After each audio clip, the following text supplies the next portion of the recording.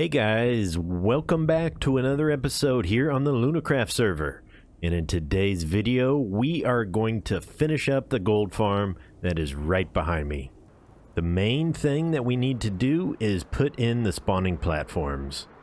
And these spawning platforms are going to be made out of magma blocks.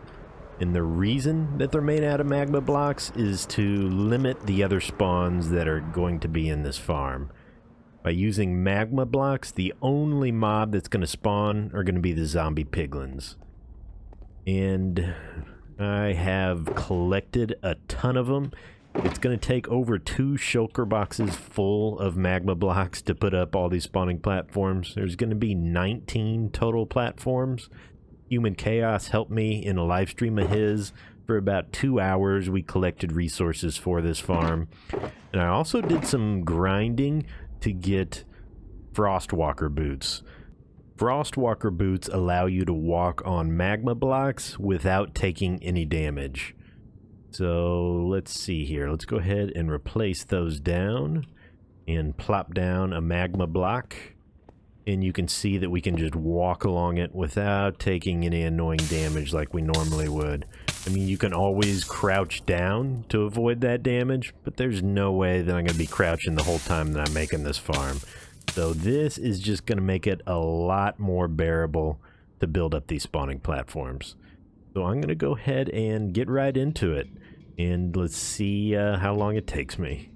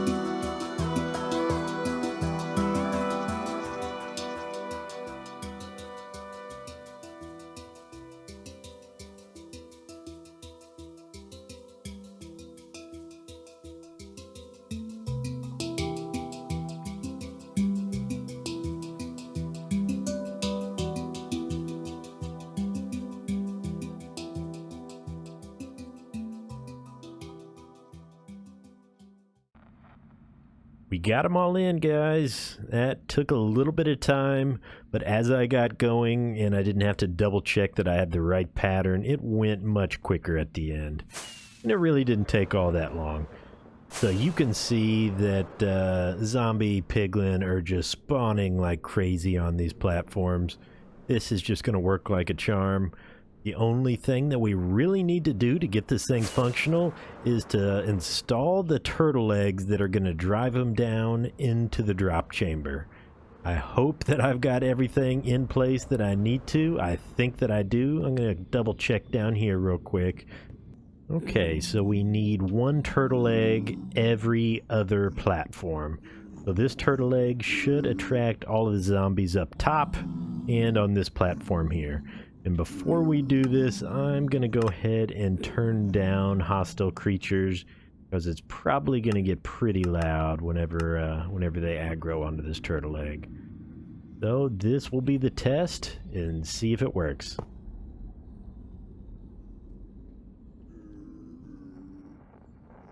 Okay.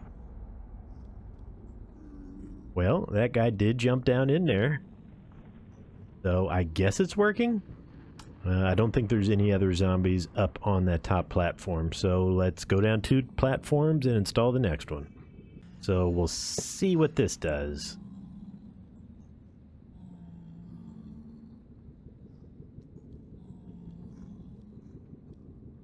Okay. These guys aren't triggering onto it as quickly as I thought, but they are. They're getting onto it.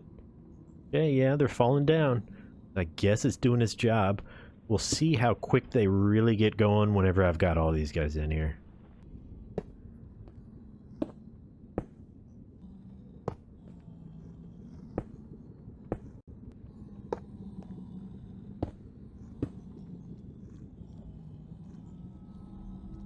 Okay, there they go. Guess it doesn't take that long for them to track over there.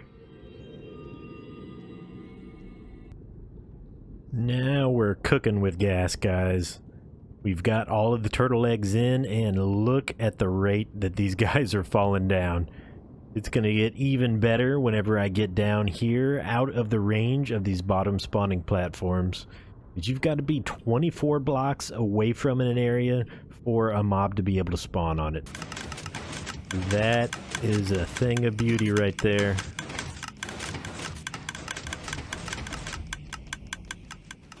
Okay, so it's been a little bit of time since that last clip. I've done a little bit of work optimizing this farm.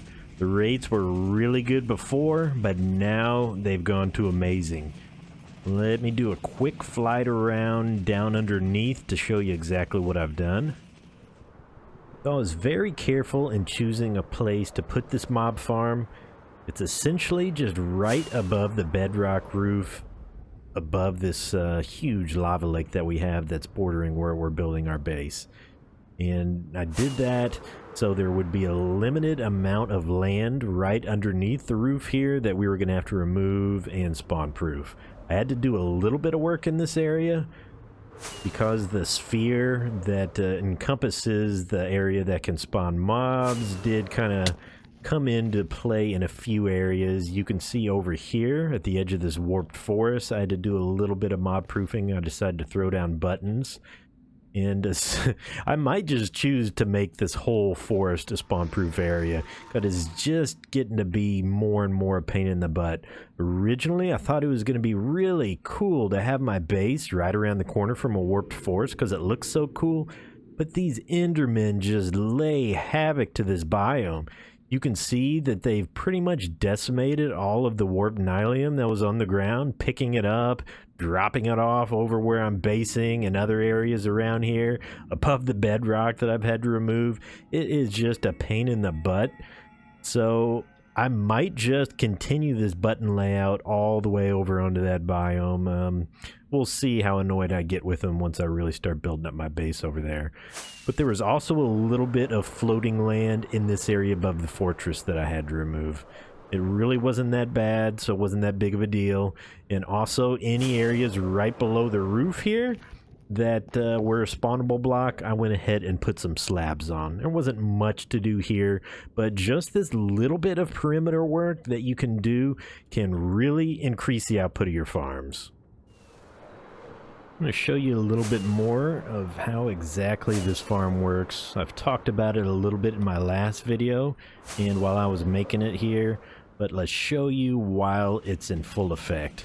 So it's got the AFK mode where you can just hang out here and get those drops as they plummet down to their death. All that lovely gold gets sorted down into the drop system here and gets sorted into the appropriate chests. And then if you want to get the XP, or if you want to put that looting on there to get even more drops, you just hit that button, the honey blocks come out, they fall down, and you just go to town. And the reason I've gone for this farm design is because the developers have come out and said that they're going to be doing away with the mechanic where zombie piglin can just infinitely spread aggro, and you can basically just sit there and get AFK XP, like in the donut zombie pigman farm that I showcased on a different server a little while back. So a lot of the members of the Minecraft community and the big farm makers are going to farms like this where you actually have to swipe and kill the mobs, because eventually the other mechanic is going to be taken out of the game and those mob farms are not going to work. So this is a much more future-proof design, and you get that added benefit of getting the looting that you can get more drops from.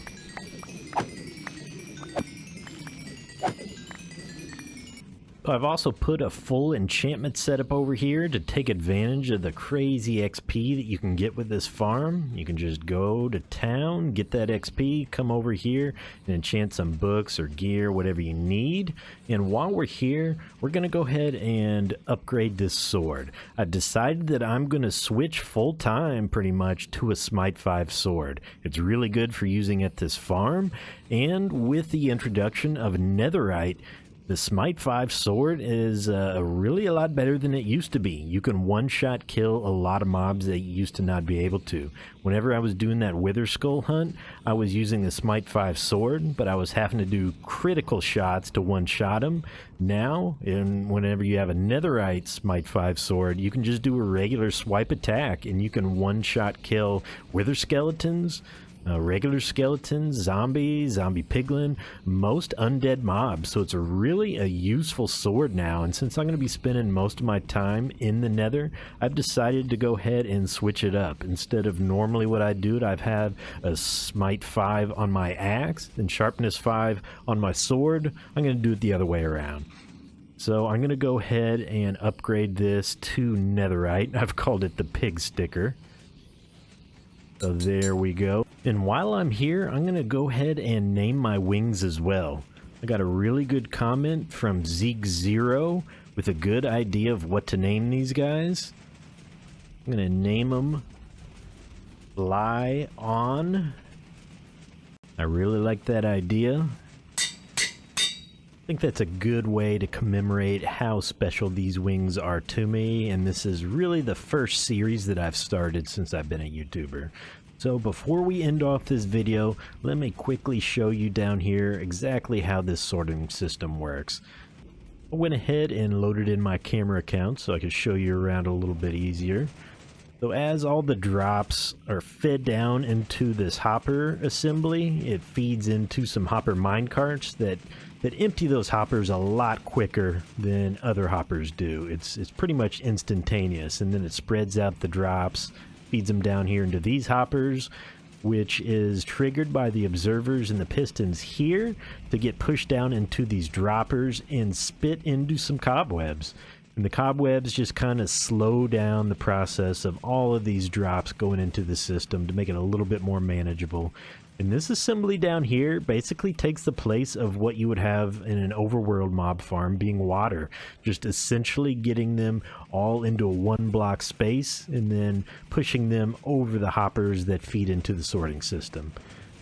So this mechanism is controlled by a bunch of different redstone components and some pistons that push it down onto that ender chest down there, and it's pushed over with a honey block. Both of those are very specific because they're not considered full blocks. You can see that it's like 1 pixel shy of coming all the way over to that obsidian there. So whenever the slime block pushes it down, the items are right on the edge, just enough so these hoppers can pick it up and then feed it down to the sorting system. And any items that are not wanted and are not sorted are thrown down here into the fire and instantly incinerated. This is a really cool design that I really like, and I'm going to put a link down in the description to the original farm maker again if you guys want to check that out for yourselves. As far as the sorting system, most of these chests are devoted to gold. The first 2 are for the ingots, and then we've got 5 of them that are for all of the nuggets that filter down into the system. And you can see the crazy amount of nuggets that we get. It looks like I need to empty out this first one before too long. So all of this trickles down in through here. And right now I've also got one for flesh. At some point I'm going to get some cleric villagers over here and I want to level them up, so I'll need that. And then the last one is for the zombified piglin heads. I'm really happy with how this farm ended up turning out. And now that we've got a really good XP source over here, we can mend up all of our gear without having to fly all the way back to spawn. We can get started really building up this nether base down here. So next episode, that's what we're going to do. We're going to be coming up with a layout of how things are going to be and start making some progress on this build. And before too long, we're going to be making a nether portal over here and seeing what's on the overworld side. So I really appreciate you guys watching this video. I'd really appreciate if you hit that thumbs up button and consider subscribing to see more content like this in the future. And I'll see you guys in the next one.